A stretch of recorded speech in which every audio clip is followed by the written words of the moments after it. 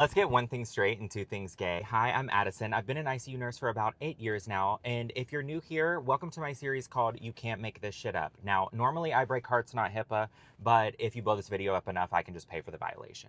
Before I start the story, let me just go ahead and tell y'all Happy Nurses Week and Happy Mother's Day to all healthcare professionals, even if you're not a mother or if you're not a woman, because we all deal with men that are titty babies. Some of y'all may be like, Addison, what's a titty baby? Have you ever dealt with a man with a cold? Or that's slightly inconvenienced? That's a titty baby. But as an example, the other day I had this patient. It was the start of my shift. He kept pressing the call light every minute on the minute. Just started a nasal cannula. For those of you that don't know what it is, it's just, the oxygen that goes in your nose. And we had to humidify it because he was on like a high amount. He said, it feels like it's blowing water.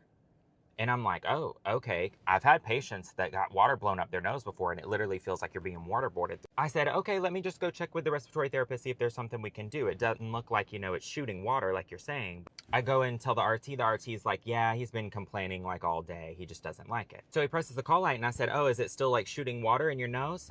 He looks at me dead in the face, grabs the nasal cannula, puts it in his mouth, and goes, yeah, there's still water coming out of it.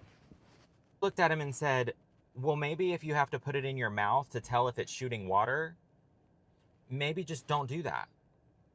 Titties.